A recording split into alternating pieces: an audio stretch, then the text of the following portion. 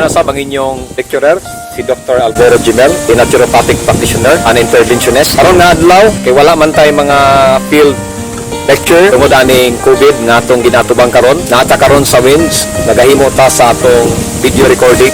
Aron nga kini nga presentation atong maipatanaw sa uban o daghan ini nga mga presentation nga makatabang kanatog dako ug madahatag kanatog ligon nga panglawas ug labaw sanan paglikay ka nato sa mga posible nga pagtakboy sa balatian. Ang atong topiko, this is all about body self-healing mechanism. Atong tun-an kung sao nato nga maboost nato atong immune system nga ang atong lawas makabarog sa mga problema sa COVID ug uban pa nga mga balatian nga posibleng motakboy sa itong lawas. Sa kalibutan, duha lang klase ang tao sa kalibutan, usa ka asset ug usa ka liabilities. Katong mga tao nga physically able, mga tao nga healthy ug nahimong blessing sa ilang family, wala sila ginainda nga mga balatian sa ilang lawas, gitawag kana sila nga mga asset nga mga tao. Ingon ni Mahatma Gandhi, it is health that is real wealth, not pieces of gold and silver. Pagunsa man ang gwapo ta o gwapa ta, unya dato ta, unya diabetikon ta. Kay isirable kayo ang kinabuhi sa mga tao nga mga diabetiko kay dili makapagpa-pedicure. Kay gamay lang nga samad, dugay na mamaayo. Mao importante nga ato gyud dawaton sa atong kasing-kasing nga ang bugtong bahandi nga naata sa atong kinabuhi mao gayud ang himsog nga panglawas. And most of our disease today, it is because of our lifestyle.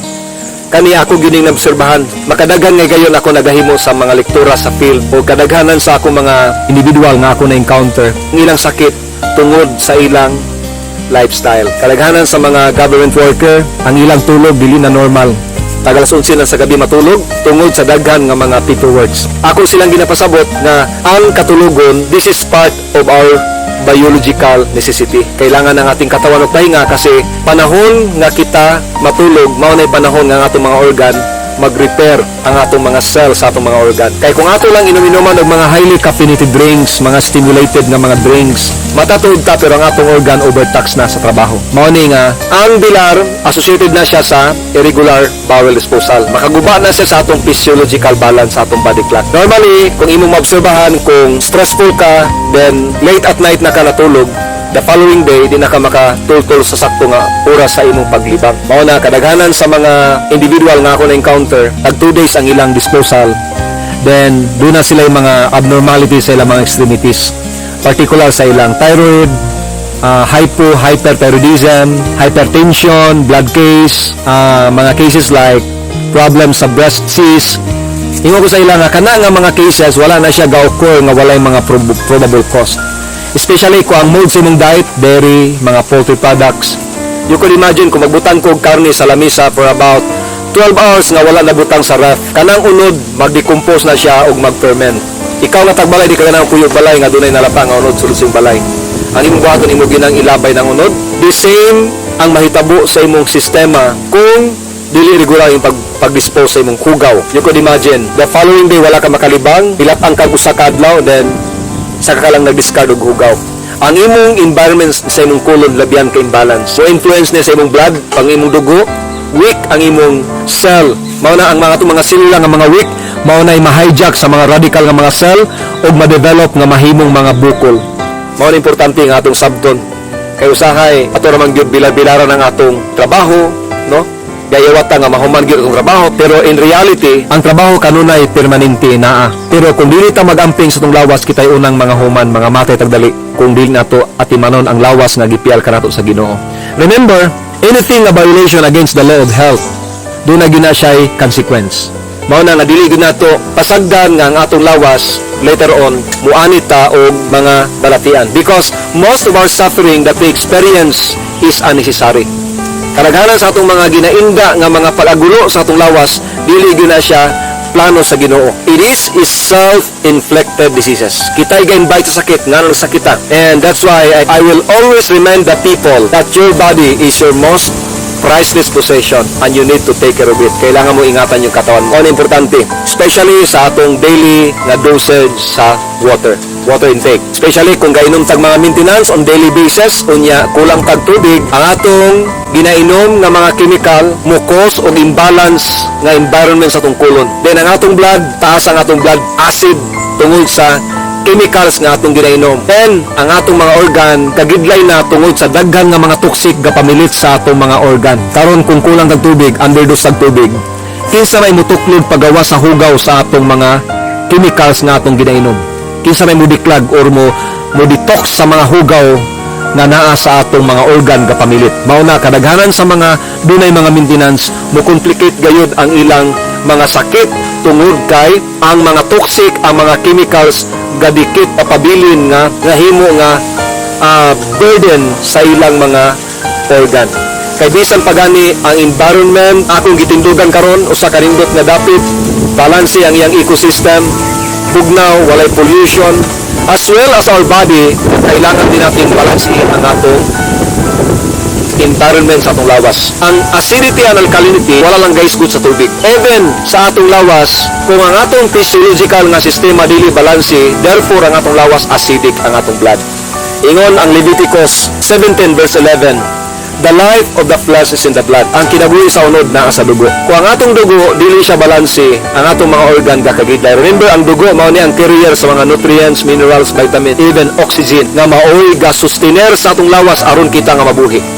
Pero kung ang atong dugo acidic, low ang atong pH balance, dalita matakbuyan og mga balatian. Dalita maigog mga viruses, fungus, infectious diseases.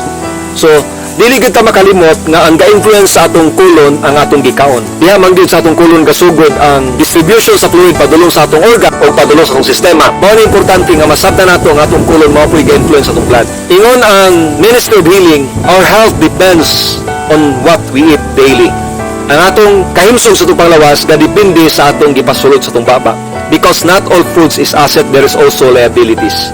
Foods are responsible for the building blocks of every cell in our body. Mao ni ang responsable.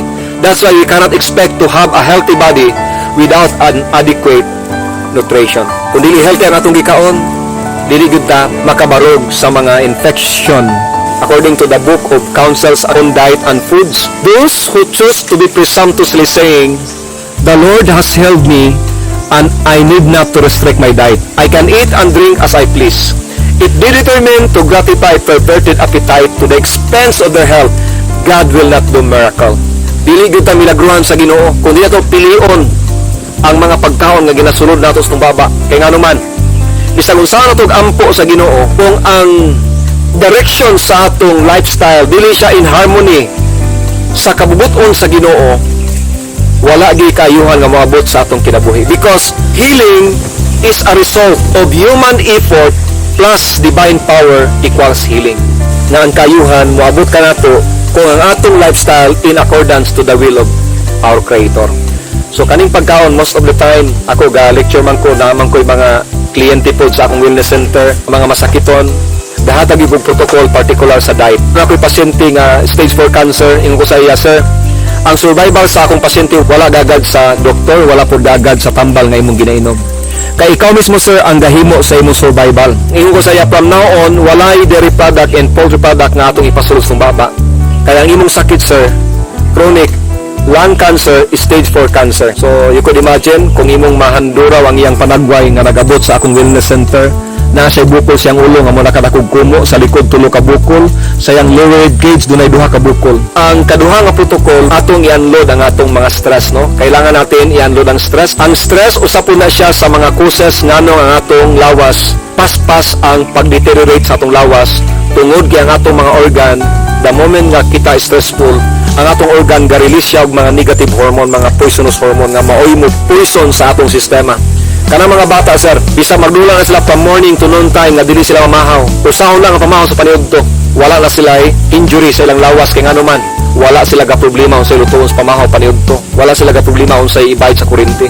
Mao na mga bata, they are stress free. Wala sila ginaluom-luuman nga problema. Mao na say ang Ginoo nag-awhag kanato nga atong itugyan kaniya nga atong mga kabalaka sa kinabuhi kay siya dunay pagpakabana kanato. That's very important to know na ato gyud tantangon ng stress sa atong kinabuhi. Kabalo mo kaning mga tao nga mga terminal na ang case, mga chronic na nga mga masakiton, mga himalatyo na, they are very obedient people. 7 months later, ato ang pasyente nga dunay mga bukol, stage 4 cancer, ang iyang mga bukol na nga tunaw. Ako saya, sir, panalangin gyud sa Ginoo kay mga bukol na nga tunaw. Kabalo ka sir nganong gitangtangan ka sa imong tormentor sa pag-inflect sa imong body tungod kay imong gitangtangan ang cancer cells sa imong lawas sa iyang mga privileges. Imo siyang gitangtangan sa iyang paborito nga environment o sa iyang paborito nga pagkaon. Mao na nga iyang gi-withdraw ang iyang loyalty sa iyang biktima tungod kay imo siyang gitangtangan sa tanan niya nga mga privileges. Maupod na ang mahitabo sa atong lawas kung atong palanggaon ug atong patugan ang atong mga sakit sa ilang paborito nga pagkaon. Dili gyud talungan sa atong balatian hangtod sa kita mga matay. Mao importante nga atong sabton mga igsoon, mga tigpaminaw. God wants to heal our bodies, but He also wants to change our hearts and to give Him glory. Ang Ginoo naghandom nga kita iyang ngayuhon, pero unsaon niya paghimo og mga milagros tong kinabuhi kung kita mismo wala nato gitabangan ang atong lawas. Ingon ang Proverbs 18:21, death and life are in the power of thy mouth. Ang kamatayon ug ang kinabuhi, ang kagahom anaa sa iyong baba. Kay kung ang tanan pa nga pagkaon asset, si Dr. Hippocrates dili siya moingon, let your food be your medicine and your medicine be your food, because not all foods is asset, there is also liabilities. That's why I'm always say to those people nga mga masakiton, the greatest cause of human suffering is ignorance on the subject of how to treat our own bodies. Kay nganuman daghan kanato ang wala maghatag og pagpakabana ug wala paminawi ang pag-agulo sa atong lawas. Kaya nga atong lawas kita mismo nga mga balatianon kabalo man taon sa mga triggering factor sa atong sakit, pero wala nato gipaminawan ang atong lawas. Mao ni bisag maayo pa mo sa mathematics, maayo mo sa mga academic subject, panahon nga magsakit mo kalibanga kung wala mo mga natun-an nga mga simple home remedies, hindi mo pwedeng gamitan ng kalibanga sa algebra, kay di na maminaw og algebra ng kalibanga. Importante nga atong sabton nga not all the time mo rely ta sa mga physician and even sa mga over-the-counter nga mga tambal. Kay dunay mga pamagi aron kita maka-overcome sa atong mga sakit. Ingon Dr. Otto Warburg, walay sakit, even cancer, can exist in alkaline environment because fungus, viruses, infection ang iyang paboritong puyanan kanang acidic na environment. Kung sa may mga causes nganong dili man balance ang atong environment sa atong lawas. Number 1 cause, because of our synthetic maintenance. Kaning mga maintenance, doon ako ay mga opportunity nga nakahimo ko sa pag-lecture sa may Santa Rosa sa mga medical doctor. Kung nangutana ko, ingon ko sa ilan sa inyo mga doktor kapag patunay na mga blood maintenance nakakagaling ng sakit. Pero after 7 months of taking your beta blockers, ano nangyari? Nagkaroon ng complication. Humina yung ating mga artery, ating mga nerve. Hindi na siya responsive sa pag-accommodate sa volume sa blood. Kaya sabi nung cardiologist, for the next time around, sabi niya, sir, kailangan mo ng panibagong gamot. Kailangan mo ng vasodilators, losartan, amlodipine. Kadalasan sinasabi ko sa aking mga kliyente, kung makaayo pa ng inyong tambal ng inyong ginainom, nganong naghatag pa man og bago nga komplikasyon sa inyong lawas o nakabaton man mo og atherosclerosis. No? Atherosclerosis, that is a hardening of the arterial wall na buti pa sabot, ang imong ugat di na siya responsive pag-accommodate sa volume sa blood. Kay na-trigger siya tungod kay sa dugay nga panahon nag-inom kag beta blockers. Ang beta blockers ay specialty, iyang i-apprehend ang calcium sa iyong blood. In a long period of time, ang imong dugo ma-deprive ganin na siya calcium and later on makadevelop kag atherosclerosis. So of course, mao na siya ang mga determining factor nganong acidic ang atong lawas. Dili lang way labot ang mga toxic nga pamilit sa mga organ, but even ang imong other parts of your body nagkaroon ng komplikasyon. And afterward, muino na kag mga vasodilators pampabuka sa imong ugat para normal ang gyapon ang blood flow, and later on makadevelop og kaog high level sa imong blood viscosity. Moingon na po imong cardiologist, ma'am, kailangan mo ng aspirin, aspilit, pampalabnaw og dugo. Other causes nga dili balanse nakakos na og imbalance sa atong system, kaning problema sa atong kulang tag water intake. Kaya ang tubig dako gina siya tabang para ang atong dugo kanunay dili siya high level atong blood viscosity, labnaw, at the same time kung labnaw atong dugo, ibig sabihin ang atong mga dugo free siya nga makapenetrate sa mga ginagagmayan nga mga kaugat-ugatan sa atong sistema ug masustain ang kinabuhi sa atong mga extremities, sa atong mga organ, sa atong lawas. Mao ni the body's self-healing mechanism. Ato ning tun-an. Kaya natong lawas doon na siya capability na muayo sa iyang kaugalingon. The word disease, meaning to say, your body is no longer at ease. Ang imong lawas kakagidlay na. Mao na nga, ang response sa imong lawas, when a person becomes sick, his organs have become weary and overloaded with toxins. Punong-puno ng mga toxic ang atong organ. Mao na normally, the human system is subject to wear and tear. Ang atong lawas, adlaw-adlaw dagan mga matay nga mga cells sa atong lawas.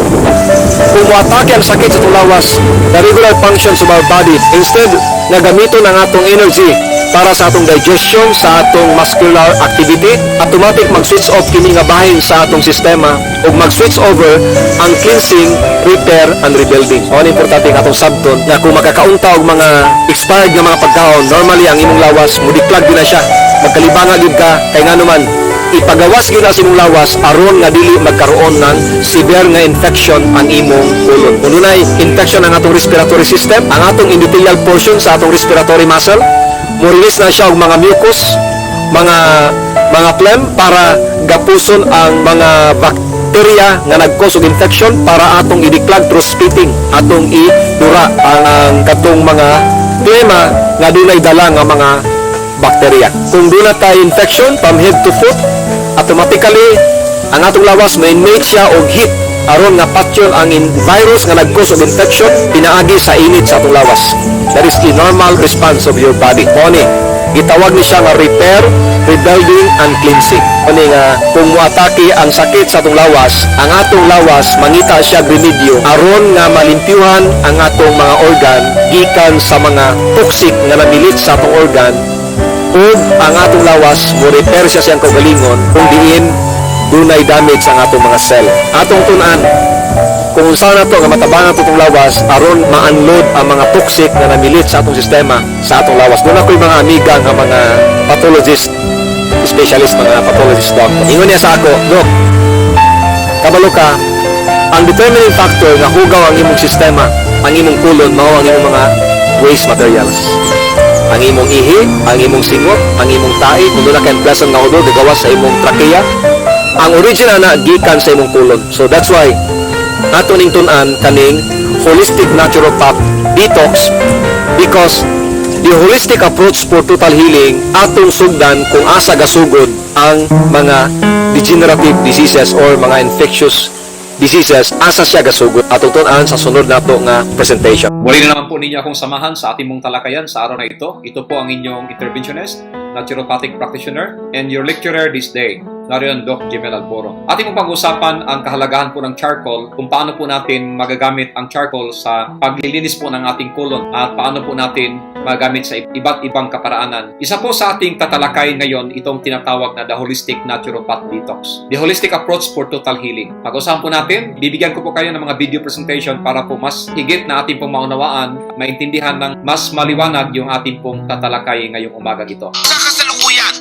maraming doktor ang gumagamit ng activated charcoal. Para sa ating kalaman, hindi na po bago yung charcoal sa atin kasi ginagamit ko ito ng maraming mga medical doctor, especially mga toxicologist, gastroenterologist, and other field of medicine like mga naturalist. Ginagamit ko ito sa colonic and detoxification program. Gamit din na pang-filter ng dugo sa may mga liver at kidney disease. Okay, ginagamit din po ito ng mga kidney patient, especially sa pag-cleanse ng kanilang blood, no? Yung mga kidney patient, they cannot survive without the aid of dialysis. Ano pong mayroon ang dialysis, bakit po siya nakakalinis ng dugo? So pag tinatanong po natin yung mga technicians, sabihin po sa atin, ang laman po nito is charcoal activated. The same po siya na principle sa mga water filter, panglinis ng ating dugo dahil po sa charcoal. Sa ating tahanan, pag nag-defrost po tayo ng ating refrigerator, kadalasan po natin ginagamit yung charcoal para po pang-discard ng amoy sa ref. Ma-amaze po tayo kasi natatanggal po niya yung baho ng refrigerator. Okay, other usage of charcoal, pag-usapan po natin. Pang-purify ng dugo sa mga blood transfusion. Pampalis ng mga mabahong amoy para sa mga ileostomy at colostomy patients. Ang charcoal, ginagamit po ito pang colonic yung charcoal. Colostomy and ileostomy cleansing. Orally, pag declang ng inyong dumi for the first time, yung ating dumi, unpleasant po yung kanyang chemistry. Mabaho po yung ating dumi. At the same time, makikita po natin within our naked eye, yung mga bula-bula na puti, yung mga sibo, lalabas po kasama ng ating dumi. That is normal kasi pag hindi po tayo nag-undergo ng colonic since birth up to now, yung ating pong colon wall, accumulated na ng toxic dahil sa kinakain po natin. Of course, kumakain po tayo ng mga processed foods, especially yung karne, matagal po siya i-digest sa ating colon. It takes 72 hours to digest meat. No, ito po, magaling po itong charcoal in terms of colonic. The second time, the third time you dispose your bowel, amazing yung result kasi yung ating dumi, mawala po yung amoy, yung ating utot, mawala po yung kanyang amoy, at yung ating pawis, kung mayroon po tayong mabahong amoy sa ating kilikili, by and by, ma-address po niya yung amoy. Kung mayroon po tayong unpleasant odor sa ating bibig, ma-address po niya yung amoy. So of course, maigi po na malinisan po natin yung ating colon kasi ito po yung pinaka-main thoroughfare or main highway kung saan po dumadaan yung ating kinakain ng mga solid foods, mga pagkain na mga processed foods, dito po siya dumadaan. Yung iba natakot gumamit ng charcoal kasi iniisip nila baka kasi pupunta doon sa other internal organs like liver, kidney, appendix. Pero actually, kahit itanong po ninyo sa mga internist doctor, lahat po ng mga solid particles na pumapasok po sa ating bibig hanggang colon lang po siya. I-discard mo siya through your bowel. So lahat po ng mga water soluble dadaan sa ating mga organs. So of course, yung iba dadaan doon sa kidney para i-filter or i-separate yung mapapakinabangan at saka yung hindi na mapapakinabangan. Yung iba, madi-discard natin through our urine. Ilan sa atin nag-iisip na pag kumain tayo ng kamatis na mayroong buto or bayabas na mayroong buto, iniisip natin na baka pupunta sa ating kidney or pupunta sa ating appendix. So that is wrong conception po siya. Patient. Ginagamit na treatment para sa lason at overdose ng aspirin, Tylenol at iba pang mga gamot. So ang charcoal, as we all know, ginagamit po ito siya ng mga toxicologist doctor. Mayroon po kayong kamag-anak na na-poison, dinala po ninyo sa ospital, then nakikita po ninyo yung NGT dumadaan sa ilong, yung fluid na dumadaan doon sa hose ng NGT, makita po ninyo maitim, no? Yun po yung presence ng charcoal. So ang charcoal, magaling po ito sa mga chemical poisoning, food poisoning, even sa mga red tide poisoning, ginagamit po itong charcoal. Kung ginagamit siya sa mga poison, bakit po tayo natatakot gumamit ng charcoal? Siguro natatakot tayo kung ang charcoal na ginagamit natin, hindi po reliable yung source. So, mayroon po kasing tatlong klase ng charcoal na regulated sa market. Ito po yung tinatawag na ordinary charcoal for grill. The other one is food grade medical charcoal. And the third one is industrial charcoal. Po for medical use, yun po yung food grade medical charcoal. The name itself, food grade and medical, pwedeng gamitin for oral purposes and pwedeng gamitin pang gamot yung charcoal. Yung iba, iniisip nila, di ba Dok, yung charcoal nakakakos ng colon cancer dahil sa inihaw? Atin pong liliwanagin yan kasi ever since hindi pa naman tayo nakakita ng tao na nag-ihaw na ang kinakain niya charcoal. Normally, ang kinakain niya yung inihaw. Yung pong hydrogen fats, yung taba na tumulo galing sa laman ng karne na tumama doon sa apoy, nag-reverse po siya in the form of smoke. Yung pong usok na dumikit sa laman ng karne, pag nakain o nag-ihaw, yun po yung mataas na risk factor sa carcinogens. Kikita po natin yung methylcholantrin, benzopyrene, mga carcinogenic substances na siya pong nagdadala ng hazard or ng risk doon sa kumakain. Pero ang charcoal itself, wala po siya mga harmful ingredients. Although mayroon siyang contribution dahil doon sa apoy, pero hindi naman charcoal kasi yung kinakain natin. Okay. Other usage of charcoal, ginagamit po ito ng mga gastroenterologist doctor. Those pores within it, if you think of sort of a sponge or a lava rock, absorb a huge volume of gas into each of those little particles. So ang charcoal, pag ginagamit po natin orally, it is just like a sponge of a lava rock. Absorb a huge volume of gas. Para po siyang sponge. Kanya pong i-disarm yung mga acids sa ating colon. So alam po natin lahat po ng ating ipinapasok sa bibig, especially mga solid particles, mga kinakain po natin, nagdi-decompose po siya, nagkukos po siya ng fermentation. So yung acid, marami po siyang mga adverse effect, especially yung acid reflux, nakaka-trigger po siya ng heartburn or pagtigas ng ating dumi. Yung acid, siya po yung dahilan bakit po tayo constipated. Then other causes of acid, migraine or acidic po yung ating blood, no? Nagkakaroon po ng abnormal na chemistry yung ating blood chemistry dahil po sa acid na di-develop sa ating colon. Then ulcer, yung mga skin problem, mga allergies. So at least meron po tayong buffer, depensa ahead of time bago pa lang makapaminsala yung acid sa ating katawan. At least meron po tayong charcoal na ginagamit para pang-discard or pang-disarm ng acid, no? Ididiklan mo siya through your bowel. Other usage of charcoal, pang toothbrush. This with activated charcoal. Activated charcoal or activated paste. All the activated charcoal. Okay. Itong charcoal toothpaste, meron po kami nito sa aming wellness center. Mabisa po ito pang disarm ng baho sa ating bibig. Kung mag-toothbrush kayo before bedtime, ma-amaze kayo within 7 to 8 hours the following morning, so kaya po niyang balansihin yung environment ng ating bibig. So ang charcoal nakakatulong po siya sa weak na gums, no? Yung mga tao na pag nag-toothbrush, dugo yung kanilang gums, ito po ay nakakatulong at the same time, nakaka-address din po ito ng mga sakit ng ipin and nakakaputi ng ipin yung charcoal. So, this is the only natural medicine na applicable even babies, even pregnant mother, lactating mother, without danger, without side effect, no contraindication, no overdoses. Ito yung charcoal. Meron pa akong teacher na encounter sa field during our lecture. Sabi po niya sa akin, yung baby ko, Doc, nung mag-change po ako from breastfeed to bottle feed, yung kanyang amoy ng kanyang dumi, unpleasant yung kanyang amoy. Sabi ko sa kanya, subukan niya magtimpla ng charcoal, lalagyan niya ng lemon, lalagyan niya ng honey. Anyway, yung honey, the same yung kanyang category sa molasses. Actually, yung molasses, yun po yung ginagawang tiki-tiki kasi mayaman po siya sa iron. Yung iron, that is booster po siya ng appetite and growth hormone booster, yung iron. Then, nung sinubukan niya yung aking advice, no, amazing yung result. Sabi niya sa akin, Doc, yung baho ng dumi ng aking anak, hindi na po siya mabaho. Sabi po dito sa 1 Corinthians chapter 1 verse 27, wag po natin ito kalimutan. Pinili ng Panginoon ang kamangmangan sa sanglibutan ito para hiyain ang mga matatalino. Pinili ng Panginoon ang kahinaan sa sanglibutan ito para hiyain ang malalakas. So, minsan, inisip po natin yung charcoal, marumi, messy, hindi po siya kaaya-ayang gamitin. Yung ating psychological impression, medyo a little bit advanced. Pero alam nyo kung matuto po kayong gumamit ng charcoal sa ating tahanan, mga simple home remedies, gamit po ang charcoal. So makakasave po kayo ng inyong medical expense. No? Sa aming bahay, we are using this charcoal cleansing every time na yung mga anak ko kakain ng mga processed foods or yung mga pagkain ng mga dairy, mga poultry. Ang ginagawa ko po, pinapainom ko po silang charcoal. Ginagawa po ito since 2004 up to present. Sa awa po ng Panginoon, wala po ako natandaan na dinala ko po yung aking mga anak sa hospital. Ito po ay magaling po ito mag-boost ng ating immune system. Especially ngayon, mayroon pong lumalaganap na coronavirus. So, isa po sa mga paraan paano po natin mapaglabanan yung infection, kailangan lang pong malinis ang ating colon at balanse po yung ating sistema, yung ating physiological balance sa pamamagitan po ng paggamit ng charcoal activated.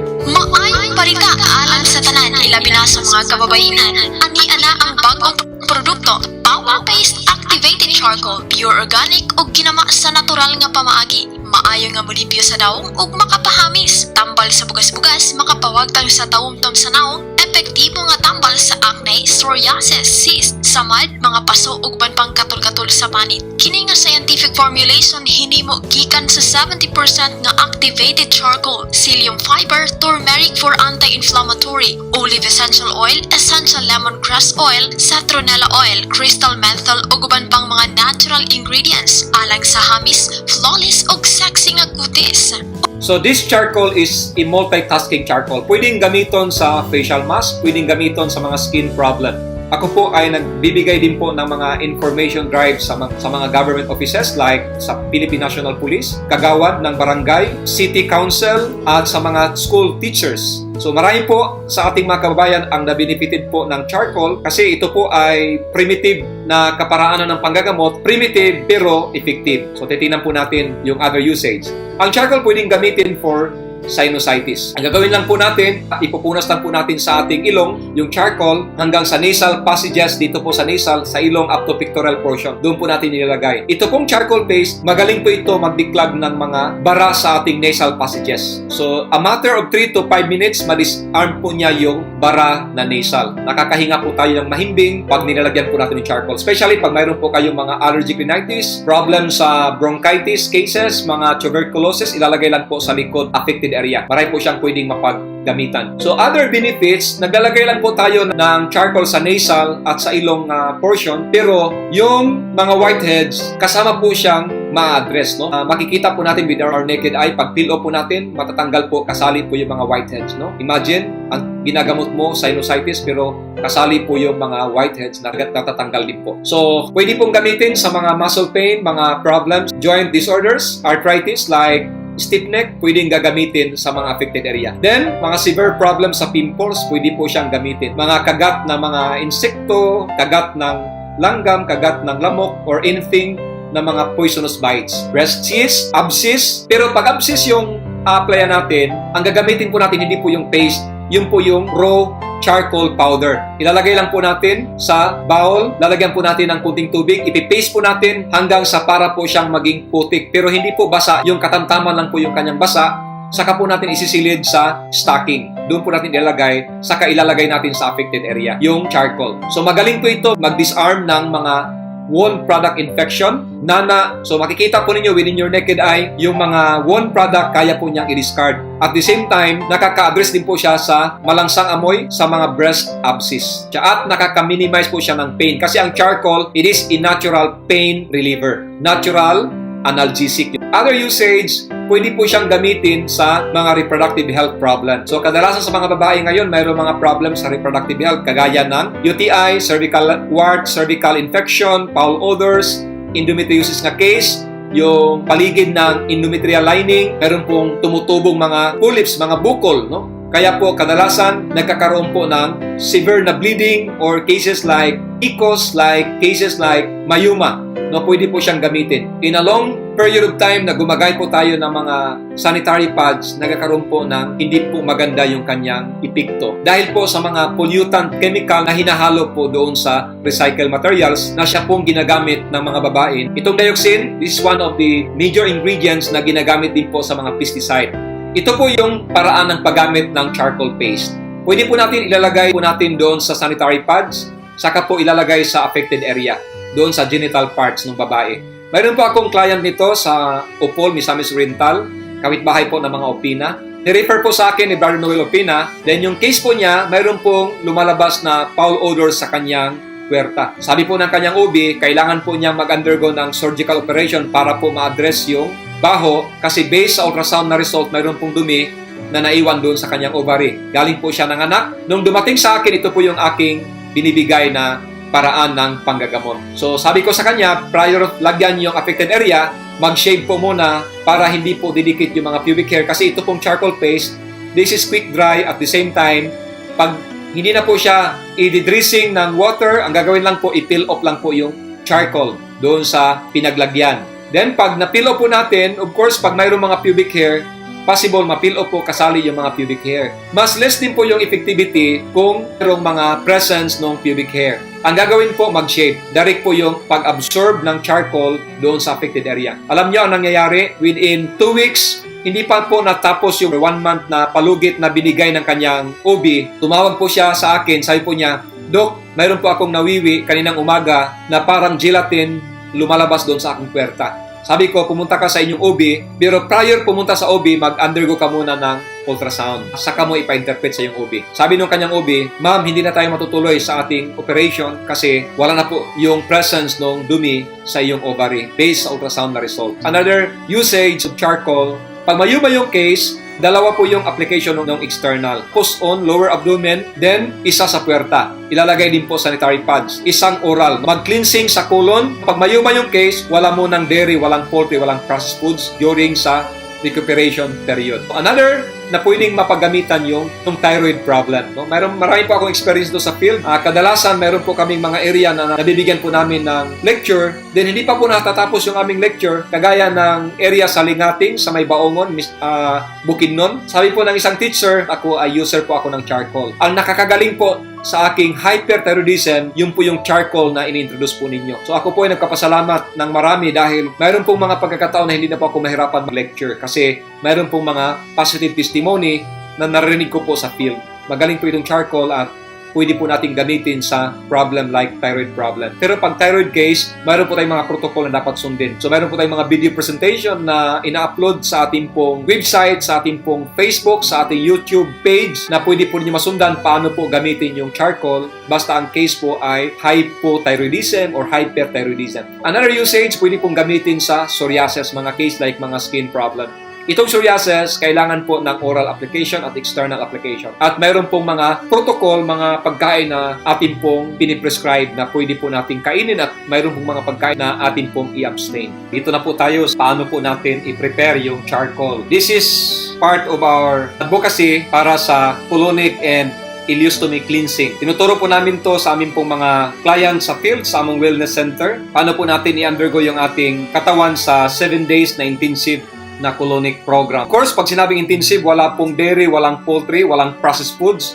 Then for the meantime, i-discard po muna natin yung ating regular nga diet. Then gulay muna, no, for 7 days nga colonic. Paano po ang gagawin natin? Okay, titingnan po natin yung mga preparation. Okay, proceed tayo sa preparation. Really like because Isang lemon limon. water is very alkalizing, so it's great for your digestion. Great Honey. It has a little more Okay. minerality to it. And Ang charcoal, at least, about 2 half teaspoon yung charcoal na gagamitin natin. And there's no need to use blender. Kung wala naman tayong blender, pwede lang. Don't Okay. be alarmed by the color. I promise Okay. you let this shake a Ito po yung paraan ng paggawa and there you have it, your charcoal activated lemonade. charcoal lemonade. I know, it looks Kadalasan sa mga seminars namin sa mga seaman, nag-lecture po ako sa mga marino sa iba't ibang lugar sa Pilipinas like Newsim, Davao, Bacolod, Iloilo, Cebu, and sa iba't ibang mga training school ng mga seaman kasi kadalasan yung kanilang problema dahil sa hindi po normal yung kanilang blood index, palagi silang bagsak sa kanilang medical. Tinuturo ko po yung tamang paraan paano po ma-overcome yung problema sa kanilang medical. Ang ginagawa ko po, sabi ko po sa kanila, sa 7 days nga program, after 7 days, undergo po kayo ng blood chemistry, then tingnan po yung inyong blood index. So amazing ang result. Marami po sa aking mga clients sa field, sabi po nila, Doc, next month, sasakay na po ako ng barko kasi nasa normal na po yung aking blood chemistry.